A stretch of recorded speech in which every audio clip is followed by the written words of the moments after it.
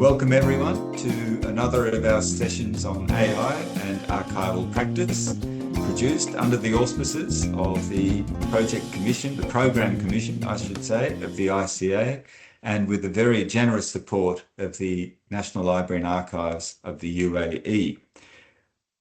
For this session, I'm joined by a member of our ICA project team, Moises Rockenbach. Moises, very good to see you, and thanks for joining us. And today this session is focusing on the use of AI for research and public access. And so to explore this topic a bit, we have two sessions to play for you now. The first is with Ms. Ji-Young Park from the National Archives of the Republic of Korea. And the second is Jean-François Moufflet and Thomas van der Waal, who are both from the National Archives of France. So let's just listen to those two sessions, and then Moises, you and I can have a brief conversation. Well, hello everyone, and welcome to another of our ICA sessions on AI and archival practice. And for this discussion, I'm very pleased to be joined by my colleague Kit, also on this ICA project team. And today we have a very special guest from the National Archives of Korea. So Kit, perhaps you'd like to introduce our guest. Yeah, hi everyone. So hi Ji-Young, thanks so much for joining us today. We are really indeed very honored for you to join us in this recording. So Ji-Young is actually a senior archivist for National Archive of Korea, and currently she's leading as the team manager of the digital service team in National Archive of Korea. So before we start, maybe we get you to share more about this AI project that the National Archive of Korea is embarking on, because I think AI is really in the trend now. Everyone is jumping on the bandwagon. So we're really interested to know like what National Archive of Korea is doing as well. Yeah. Hello, nice to see you, and I'm very honored to join this interview. I'm Ji-Young Park from National Archive of Korea. Introduced from Kit. I'm an archivist at NAK, and I have worked for the archives for almost 19 years old. And now I'm in charge of Portal Online Archival Service, and I'm trying to do R&D projects about AI. So today I would like to share the project to you. Okay. So Ji-Young, we're very interested to hear some more information about this project that you're working on with the National Archives of Korea. Can you elaborate on the project for us, please? The R&D project currently underway at the National Archive of Korea is focused on designing an intelligent archive service model. This project encompasses three major themes. The first theme involves designing an intelligent integrated search service model for archival materials. This model aims to understand the context among archive materials to deliver more accurate search results. For example, consider a researcher searching for information on Typhoon Memi, one of the most devastating typhoon in Korean history. The intelligent search system would not only retrieve details about the typhoon's impact, such as the scale of destruction and the number of casualties, but also link to government responses, including emergency measures, recovery efforts, and legislative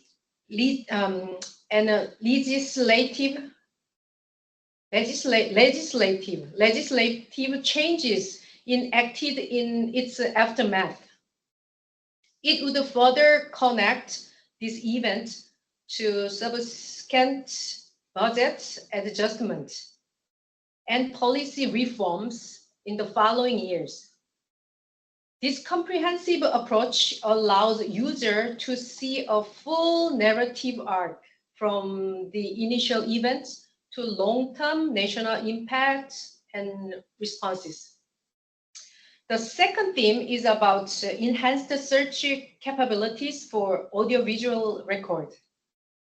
This includes features such as facial recognition in photographers and voice-to-text-based search capabilities in videos, enhanced ability to retrieve specific content from a vast array of multimedia resources. The third theme focuses on analyzing user searching intents and interests to tailor the search result accordingly. By understanding what users are most interested in, the system can adjust and display search results that are more aligned with their needs, like YouTube. Lastly, at NAK, I and another archivist, both of us are leading this project. From iBricks, the Korean language processing-based AI company, we are collaborating with 2 IT engineers and 1 AI expert. The project began in May 2024 and will run until December 2024. Okay. We are very curious, why did National Archive of Korea decide to embark on this project to use generative AI to improve your search system? Let me explain our situation of our organization first. At NAK, our primary method of accessing archives materials has been keyword-based search. However, we have limitations in handle the large volume, which include over 1.2 billion items. Also, we have increasingly felt the limitation of this approach, as it often failed to capture the contextual relationships among archival materials. In other words, the search results are simply just listed for each items. That's why NAK embarked on the generative AI R&D project. I believe ICA's RIC-CM project is also to provide efficient archival searching service to user by managing the contextual information on the system. Given AI's strengths in analyzing contexts, we believe that it can significantly enhance our ability to understand and present the context among the archive materials. With this in mind, this year we have initiated the R&D project and the proof of concept to explore how AI can overcome this limitation of traditional keyword search and improve our archival services. In particular, through POC, we would like to see the possibility of searching as in the example of the Typhoon search result mentioned earlier. Okay. Thank you for that, Ji-Young. And just expanding on that then, I believe you said that you commenced the work on this project in May of this year. Are you able, so it's still quite new, the project, but can you share with us what has your experience been so far? What have you discovered? What problems have you encountered? Can you share with us the knowledge of your experience so far? Thank you. So far, our project progression has primarily involved analyzing existing data and similar case study only. So we haven't encountered significant issues or faced any particularly challenging problems to date.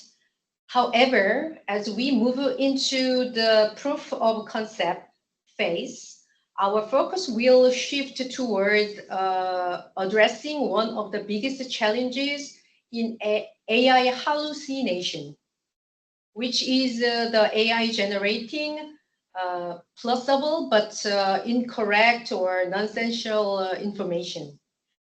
The integrity of archive is paramount, and maintaining the reliability of the archives is crucial for any archival institution. We plan to leverage the retrieval augmented generation RAG technology.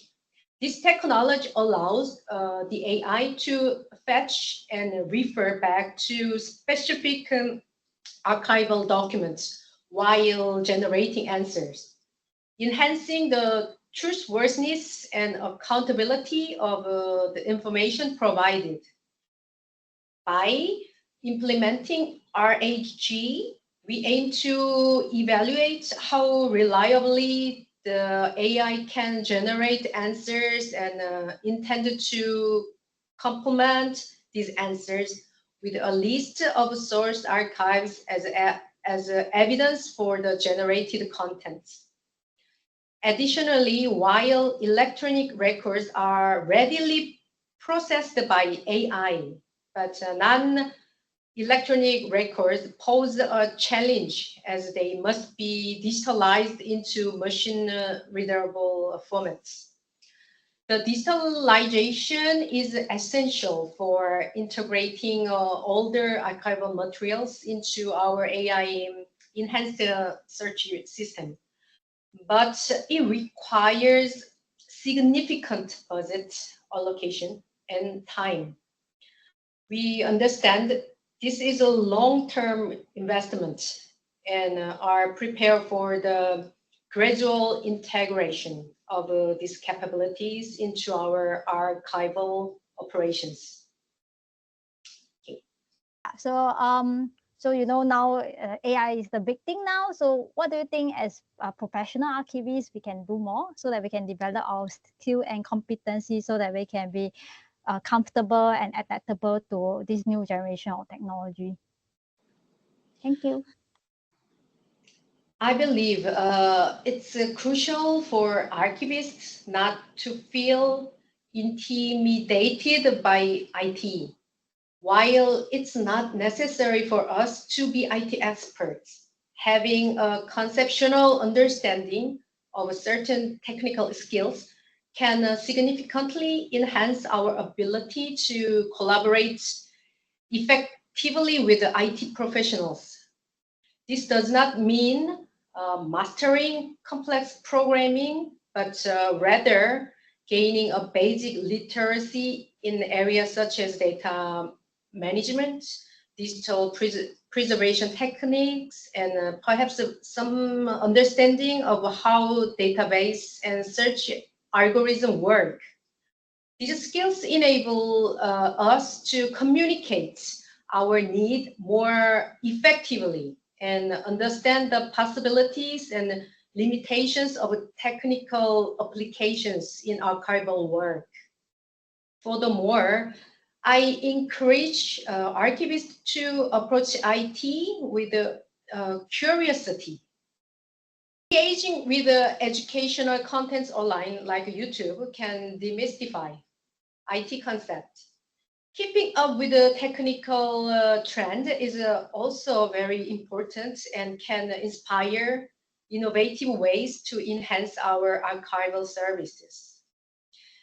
This approach of embracing technology with an open mind and an eagerness to learn can transform how we manage and preserve historic archives, making our archives more accessible and interactive.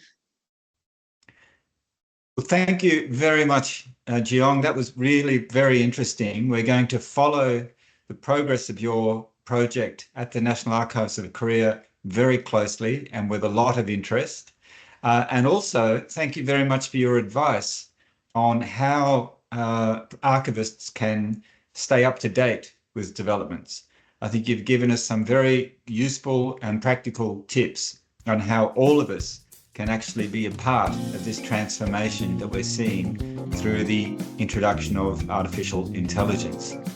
And thank you also, Kit, for organising and running this session this afternoon. It's been a very informative session. Thank you very much to you both.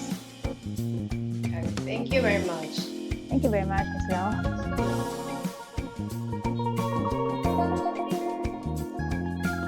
Bienvenue à tous dans cette autre vidéo de nos séries de vidéos sur l'intelligence artificielle et la pratique archivistique. Dans cette série, nous étudions l'impact de l'IA sur divers aspects de la pratique professionnelle des archivistes. Nous parlerons des tendances et des développements dans ce domaine en évolution rapide. Nous essayerons également d'exploiter les réalités pratiques de l'utilisation de la technologie dans notre environnement de travail. La série a été produite sous les auspices de la Commission du programme du Conseil international des archives avec le soutien de la Bibliothèque et des Archives nationales des Émirats arabes unis. Cette session qui nous réunit aujourd'hui sera axée sur la description archivistique. Nous vous présenterons, donc il y aura 2 démonstrations de la façon dont les outils d'IA sont maintenant utilisés pour soutenir la description des collections d'archives. Pour nous aider à donner sens à tout cela, je suis donc rejoint par 2 personnels des Archives nationales de France, en la personne de Jean-François Mouffet et Monsieur Thomas Van de Waal. J'espère que j'ai bien prononcé votre nom. Bonjour, messieurs. Bonjour. Bonjour. Alors, merci déjà d'avoir accepté notre invitation. Jean-François Mouffet est conservateur en chef du patrimoine, responsable de fonds au département du Moyen-Âge et de l'Ancien Régime, et Thomas Van de Waal est directeur du numérique et de la conservation. Ces messieurs ont été des pionniers dans l'utilisation des techniques d'IA au cours de ces dernières années. Monsieur, s'il vous plaît, si vous pouvez déjà nous dire qu'est-ce que c'est la description archivistique? D'accord. Alors, la description archivistique, c'est quelque chose qu'on pratique depuis toujours en tant qu'archiviste. Ça consiste à élaborer des inventaires, des répertoires, des guides de recherche qui décrivent le contenu des documents. Donc, on va donner des informations minimales telles que la cote, un intitulé au document, une date, les informations principales que contient un document, un dossier, une série, un fonds d'archives. Donc ça, c'est quelque chose qu'on pratique depuis toujours, depuis le Moyen-Âge, pour décrire les documents d'archives. Donc aujourd'hui, la description archivistique, ça consiste à créer des inventaires ou des instruments de recherche en XML EAD. Mais autrefois, quand il n'y avait pas encore l'informatique, on produisait des fichiers ou des registres dans lesquels on faisait une description des documents. Donc là, sur mon écran, voilà, vous avez un exemple d'un document, d'un registre au centre, qui appartient à une collection de registres, mais une description archivistique, ça peut consister à faire une petite fiche, comme vous avez à gauche, où vous allez relever les informations que contient le document. Donc là, des noms de personnes, une date, et puis la cote du document. Ce sont les informations minimales qui servent à nos lecteurs, en fait, pour retrouver les documents qu'ils commandent en salle de lecture. Voilà comment je définirais la description archivistique à grands traits. Donc, sachant qu'on se base évidemment sur les normes de l'ICA, notamment ISAG, pour structurer ces informations aujourd'hui. Thomas, a-t-il quelque chose à compléter? Je pourrais compléter ce qu'a très bien dit Jean-François en disant que du coup, la description archivistique aboutit aux Archives nationales de France à alimenter une grande base d'instruments de recherche qui est ensuite accessible aux internautes et à tous nos lecteurs dans ce qu'on appelle notre salle de lecture virtuelle. Voilà, et donc le schéma de description des archives, c'est donc, comme l'a dit Jean-François Mouflet, de produire des instruments de recherche en XML-EAD, de les rassembler dans notre outil informatique, le système d'information archivistique, d'extraire une partie des données qui sont dans ces instruments de recherche pour alimenter une base qui ensuite permet de faire des recherches en ligne sur notre salle de lecture virtuelle. Merci. Alors, aujourd'hui, on nous parle d'intelligence artificielle. Qu'est-ce que ça peut apporter au niveau de la description des archives? Alors, en fait, nous, on a commencé à utiliser l'intelligence artificielle aux Archives nationales il y a une dizaine d'années, bientôt. On l'a utilisé pour transcrire des documents manuscrits, dans ce qu'on appelle, avec la technologie qu'on appelle HTR, pour Handwritten Text Recognition. Donc au départ, la technologie de l'IA, de l'intelligence artificielle, on l'utilisait pour transcrire les documents et puis automatiser un peu l'indexation des informations qu'il y a dans le texte. Voilà. Et donc on s'est dit que par rapport à la description archivistique, pour faire le lien avec votre question, on s'est dit qu'on pourrait peut-être utiliser l'intelligence artificielle pour convertir des inventaires et des instruments de recherche anciens, tels que la fiche que vous voyez ici. Mais vous avez d'autres exemples d'inventaires anciens que nous avons chez nous, donc soit sous forme de fiche, soit sous forme de registre. Voilà. Et donc, en fait, dans le département dans lequel je travaille, qui conserve les documents du Moyen-Âge et de l'Ancien Régime, comme c'est les premiers documents à avoir été classés aux Archives nationales au XIXe siècle, mais en fait, on a beaucoup d'inventaires manuscrits de ce genre. Donc, notamment, on estime qu'on a à peu près 800 000 fiches comme celle-là et une dizaine de milliers de pages comme le registre que vous avez à gauche.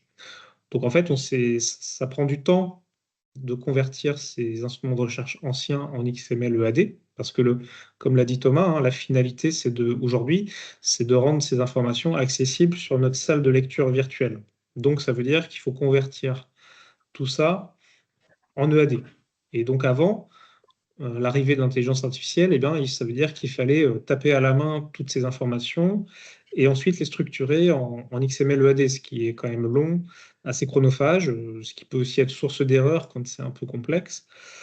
Et donc, on s'est dit, est-ce qu'on ne pourrait pas utiliser l'intelligence artificielle pour nous aider à accomplir ces tâches de transcription et de structuration des informations ensuite en XML-EAD.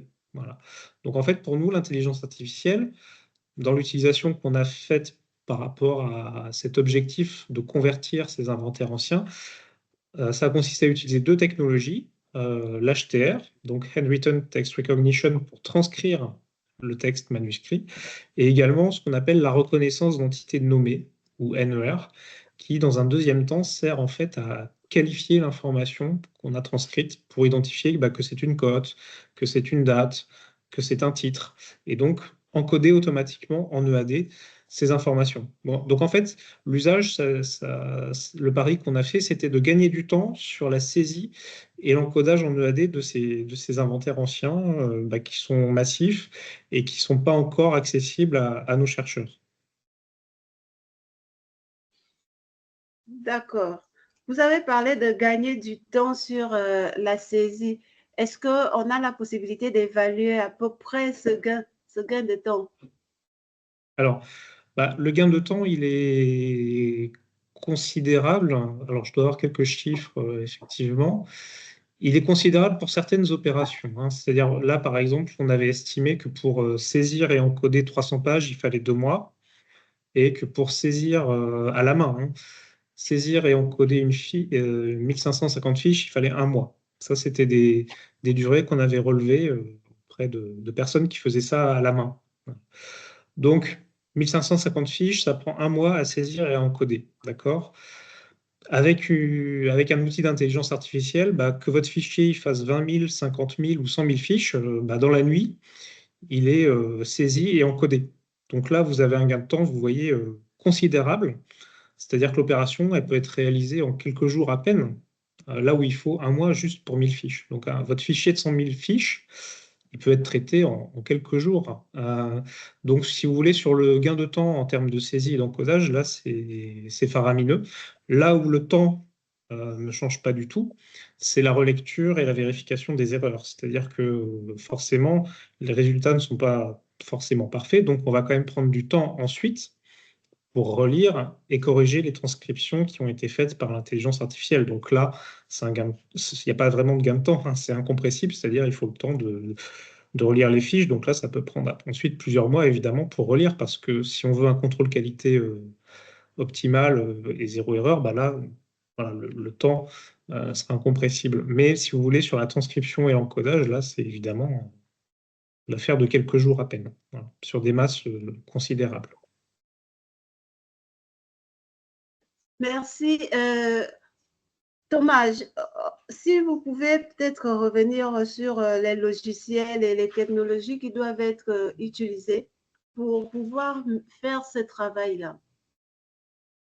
Alors, oui, je vais laisser Jean-François évoquer tout le détail des outils qui ont été mis en œuvre. C'est vraiment lui le chef de projet et c'est lui qui pourra le mieux vous en parler.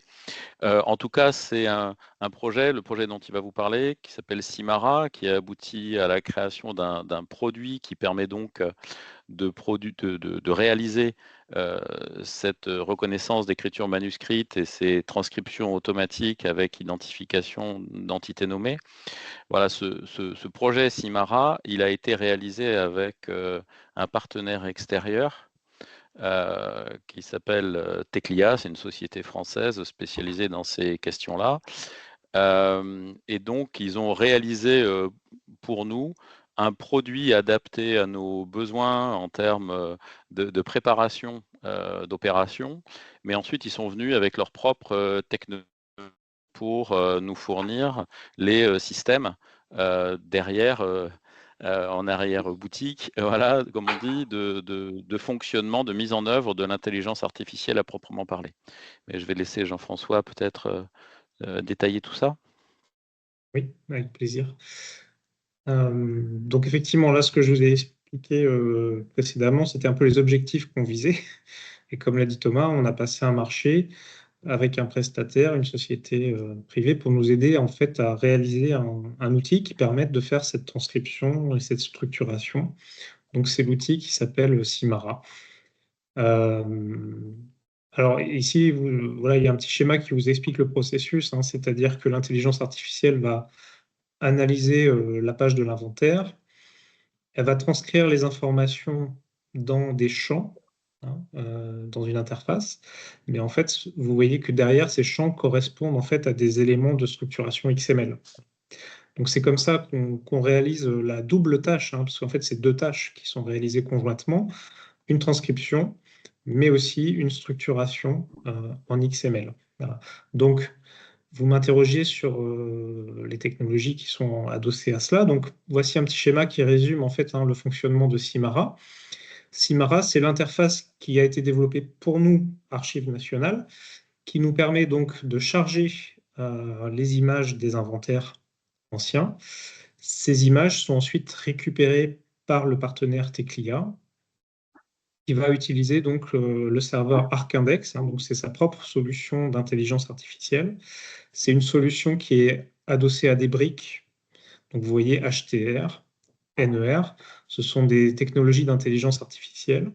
Ici, vous avez la technologie de détection de mise en page, qui vont donc réaliser cette tâche que je vous ai expliquée précédemment. Voilà. Donc, l'outil va analyser l'ensemble du texte, et puis, grâce à la reconnaissance d'entités nommées, hein, Name Entity Recognition, NER, il va arriver à identifier ce qui est une date, ce qui est un élément de code, ce qui est un intitulé, et il va donc le faire pour des fichiers qui ont des mises en page et des écritures différentes. Voilà, ça, on pourra y revenir dans un deuxième temps. C'est là où le projet est particulièrement innovant, c'est qu'il arrive à s'adapter à des écritures et à des mises en page différentes. Et ça, c'était une innovation par rapport à ce qui se faisait à l'époque. Donc, concrètement, ici, vous voyez l'image du fichier. En face, vous avez le formulaire. avec les différents champs, hein, mais comme je vous ai expliqué, ces champs sont des éléments XML derrière. Et en fait, vous voyez que ça, c'est... pardon.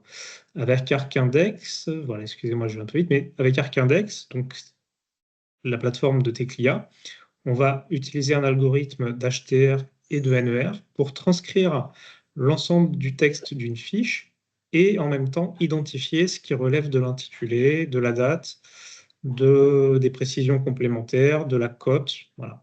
Donc, pour répondre à votre question, Estelle, hein, les deux technologies utilisées principalement, c'est HTR pour transcription et NER pour qualification de l'information. Donc, en fait, ces deux opérations se réalisaient en même temps. Et donc, si vous voulez, les informations qui sont transcrites sont rebasculées dans les champs de l'interface. Et tout à l'heure, je parlais de la tâche de relecture et de validation, c'est-à-dire que nous autres archivistes, une fois que le Teclia nous a dit c'est bon, on a transcrit votre fichier, nous, on va se charger de relire, de corriger et de valider les transcriptions. Et ensuite, ces transcriptions, on les récupère directement en fait encodées en EAD, ce qui nous permet ensuite de les importer dans notre salle de lecture virtuelle dont parlait Thomas. Alors, on comprend très bien que là, ce sont des outils propriétaires que vous avez utilisés. Ça Non, veut donc c'est dire pas, que... c'est pas exact parce que c'est un outil qui a été développé pour nous. Là, je parle de l'interface Simara, hein. C'est-à-dire ce que vous voyez à l'écran ici, c'est l'interface Simara. On a demandé à ce que le code soit open source. Donc, ce n'est pas un outil privé ou propriétaire, hein. C'est-à-dire que le code nous appartient en tant qu'archive nationale, parce que en tant qu'administration, on préfère que l'argent public serve à nourrir des projets que d'autres pourraient réutiliser. Donc, la partie Simara, donc, qui est l'interface que vous avez vue, elle est en open source. Ce qui ne l'était pas à l'époque, c'est le ArcIndex, qui lui, effectivement, était une solution propriétaire de Teclia. Mais depuis, en fait, Teclia a passé la licence d'ArcIndex aussi en mode ouvert.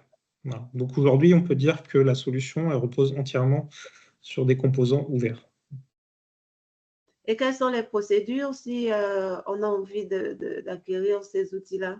Puisque vous dites que c'est open en fait, source, comment ça veut dire que Pardon? le code source est accessible.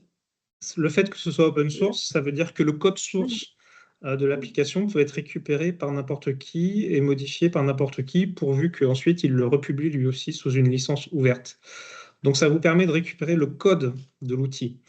Alors après, si vous récupérez le code, ça veut dire qu'il faut quand même quelqu'un derrière pour déployer la solution, la maintenir, etc. Mais vous n'avez pas une licence d'utilisation à payer. Et donc ArcIndex, comme je disais, lui aussi passé en licence ouverte. Et donc Teclia, à la place, propose plutôt des prestations d'accompagnement pour le déploiement de son outil. D'accord. Avant d'arriver à ce niveau, quelles sont les dispositions que doit prendre l'archiviste, du moins le préalable? Qu'est-ce qui doit être fait avant? Je ne sais pas si vous m'écoutez. Non, je n'ai pas bien compris votre question, excusez-moi. Oui, je demandais le préalable parce que là, vous nous avez montré les outils.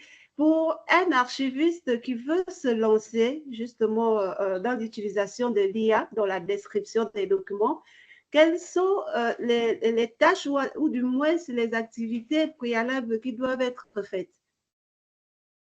Je Je dirais... peux peut-être répondre. Vas-y, oui, Jean-François, vas-y, je compléterai non, éventuellement. vas-y. Bon, oui, j'allais répondre. Je pense qu'on se situe. Votre question, Estelle, c'est dans l'absolu, voilà, pour n'importe quel archiviste qui se pose la question de l'usage de l'intelligence artificielle. Je pense que ce qui est important, c'est d'identifier d'abord ce qu'est l'intelligence artificielle en général. Donc l'intelligence artificielle, c'est des machines, des calculateurs qu'on entraîne pour faire une tâche qu'on a intérêt à automatiser parce qu'elle est pénible pour l'humain. Voilà, et une tâche qui est, on va dire, davantage potentiellement d'ordre intellectuel par rapport à ce que les machines savaient faire avant, c'était davantage des tâches mathématiques, mécaniques. Voilà. Donc, il faut avoir en tête que du coup, l'intelligence artificielle opère dans ce cadre-là. Et donc, la première réflexion, c'est où est-ce que j'ai intérêt à entraîner cette intelligence pour faciliter le travail, mon travail ou celui de mes collègues. Sachant que donc, pour arriver à faciliter ce travail, il va falloir faire travailler la machine. Donc, il va falloir que moi et mes collègues, on commence d'abord à fournir un premier travail qui servent à l'intelligence artificielle, par exemple sur des techniques de reconnaissance de caractère, à identifier que dans tel cas, on a une lettre A, dans tel autre cas, on a une lettre B, et dans tel autre cas, c'est le mot papa, ou le mot archive, ou le mot musée. Enfin, voilà. Et donc, c'est cette démarche d'apprentissage qu'il faut à faire à la machine, qu'il faut bien identifier comme préalable. Et là, il y a aussi un temps incompressible pour l'archiviste de temps à consacrer à l'apprentissage par la machine. Donc ça, c'est un premier point, bien être conscient de ça.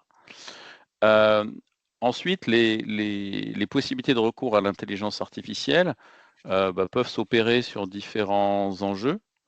Nous, ce qu'on a fait et ce que Jean-François vous a montré, c'est un exemple. On a décidé d'appliquer l'intelligence artificielle à des instruments de recherche anciens qu'on souhaitait transformer en instruments de recherche informatisés. Voilà. Il y a d'autres cas d'intelligence artificielle possibles sur lesquels nous, on a pu travailler dans le cadre de partenariats avec des universités, mais c'est plutôt les universités qui voulaient faire des expérimentations. D'autres cas, par exemple, où on fournit des archives et on fait travailler l'intelligence artificielle pour ajouter des éléments de compréhension des archives elles-mêmes, et donc soit enrichir des instruments de recherche existants, soit en créer à partir d'archives directement. Voilà, on est encore dans un autre cas. Donc en fait, il y a différents champs potentiels d'application de l'intelligence artificielle.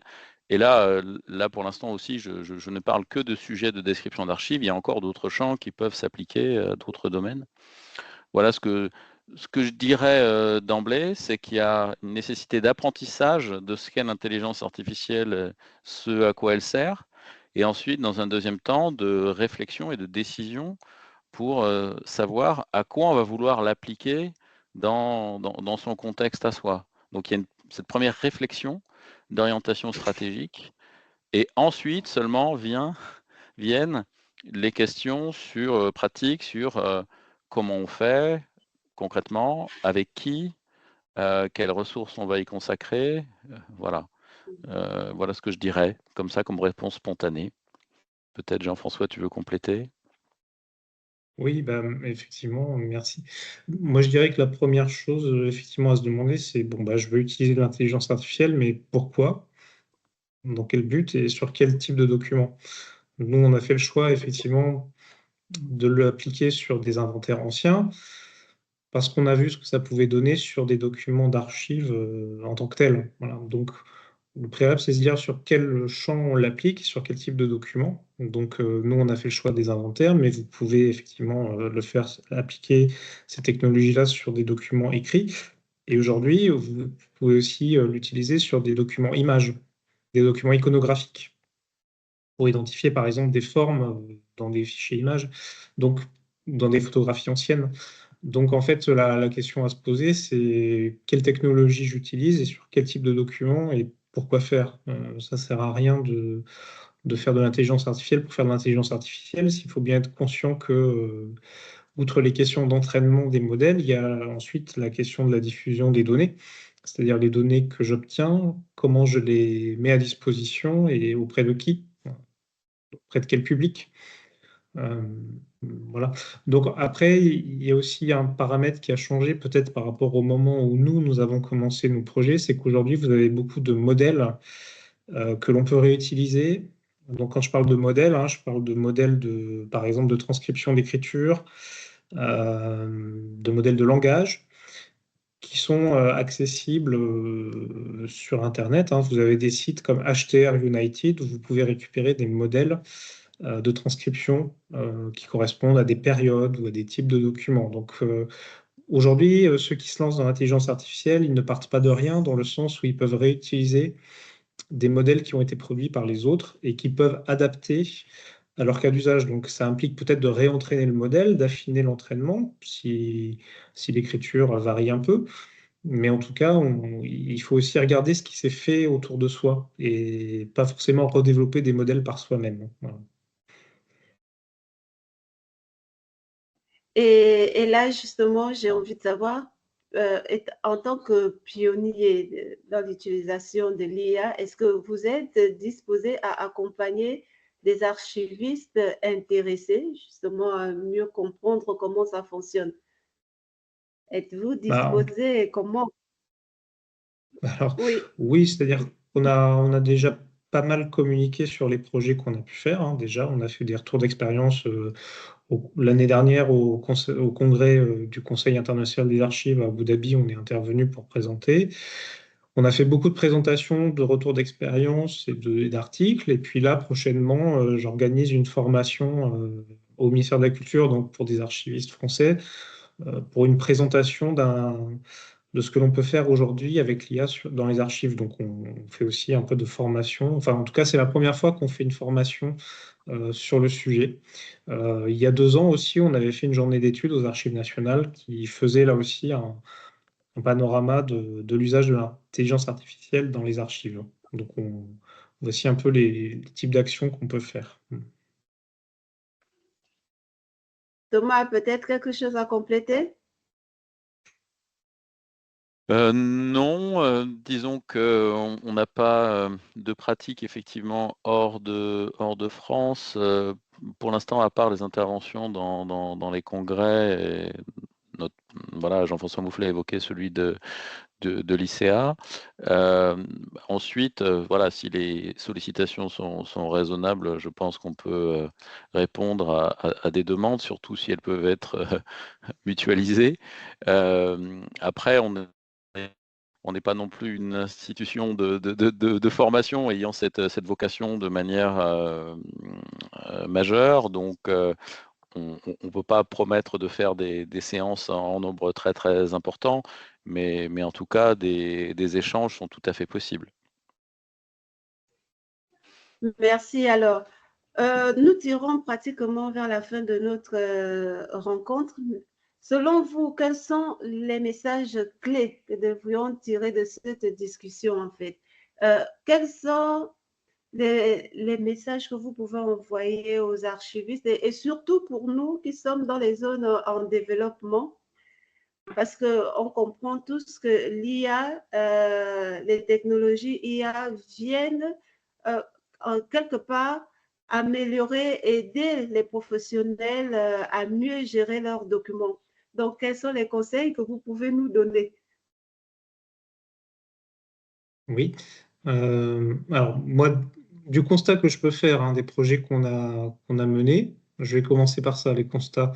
Je dirais que déjà, le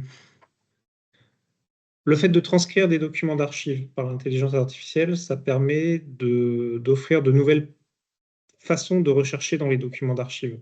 C'est-à-dire que le chercheur, il n'a plus seulement accès aux informations de l'inventaire, il peut avoir accès au texte entier du document si l'on veut.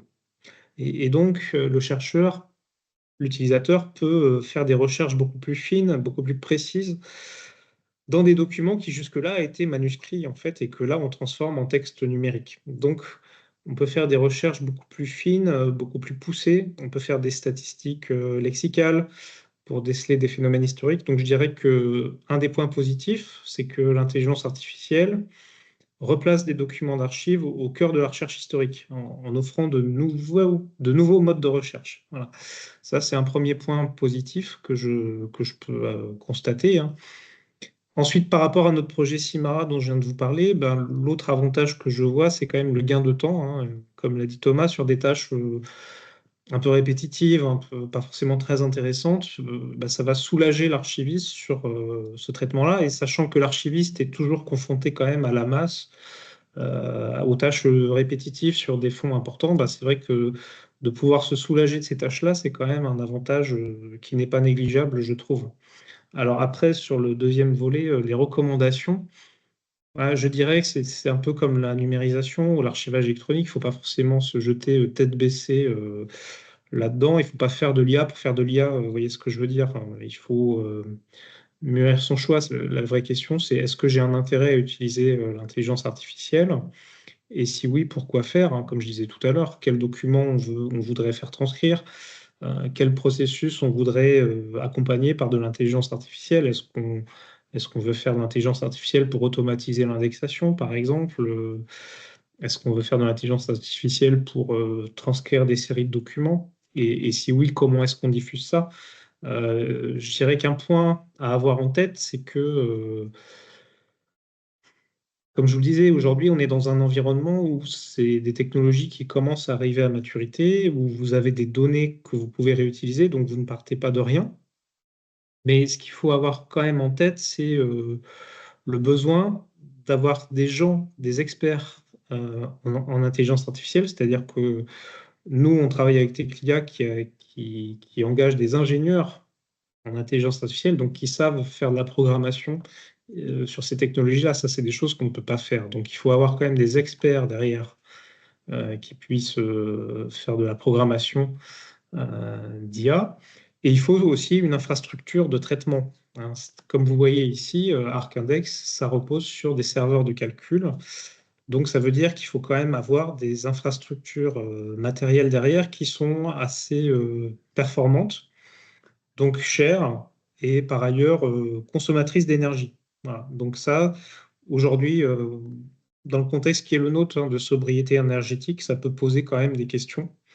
Mais il faut savoir que c'est quelque chose qui peut être coûteux par rapport à cette question de l'architecture matérielle qui va effectuer ces calculs.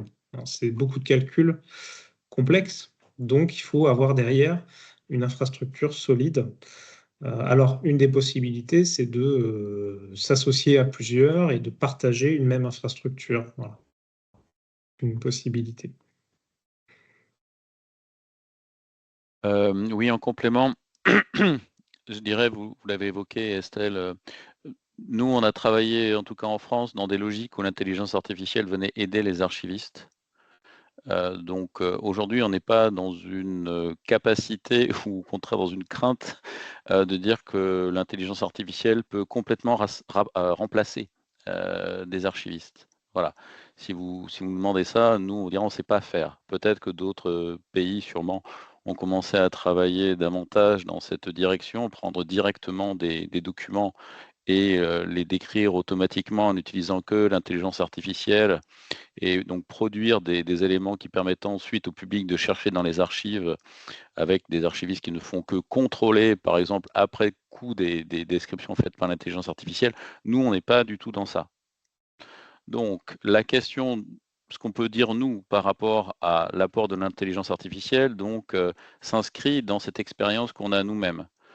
Donc, ce qu'on peut dire par rapport à cette expérience, et là où on peut éventuellement donner un appui, c'est dans cette démarche où l'intelligence artificielle vient aider les archivistes, voilà, soit pour mieux diffuser des inventaires anciens, soit pour enrichir des inventaires existants. On est dans cette démarche.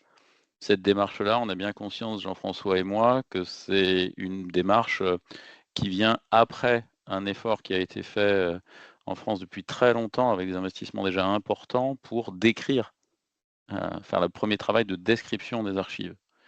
Voilà, donc la démarche de prise en compte de l'intelligence artificielle aujourd'hui, c'est vrai que c'est donc dans cette démarche de complément, et puis comme le disait Jean-François, dans une démarche où c'est encore quelque chose qui est coûteux, parce qu'on est encore dans des premières applications de l'intelligence artificielle aux archives, en tout cas pour ce qui nous concerne.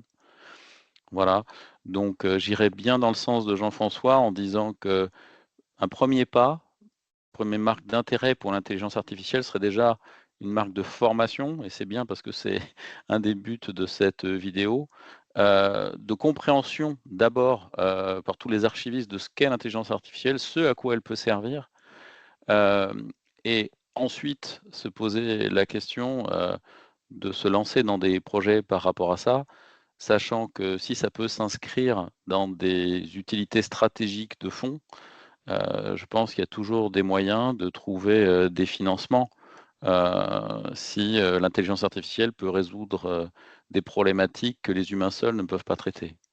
Et donc, comme le disait Jean-François, des mutualisations, éventuellement des financements extérieurs. Voilà. En tout cas, notre conseil par rapport à ça s'inscrit dans notre propre pratique qui est donc limitée au fait que l'intelligence artificielle nous sert d'appui et non pas de remplaçant à ce stade. Merci Thomas de le préciser. On retient donc, si on fait un petit résumé, c'est de se dire que pour ceux qui veulent se lancer déjà dans l'intelligence artificielle, il faut se former, il faut chercher déjà à comprendre qu'est-ce que c'est l'IA. Il faut définir clairement ses objectifs, comme l'a bien signifié David. Il faut bien sûr aller vers les experts dans ce domaine, comme on le fait là, parce qu'on avait besoin de vous. On essaye de prendre de votre expérience. Et surtout, il faut une infrastructure performante et solide. Je pense qu'il a fini de faire la conclusion. Donc, nous vous remercions déjà d'avoir participé à cette session par rapport également à votre disponibilité. On va dire, et la nécessité justement de consulter les autres. On vous donne l'occasion de consulter les autres discussions de cette série parce qu'il y a plusieurs séries sur l'IA que nous avons enregistrées.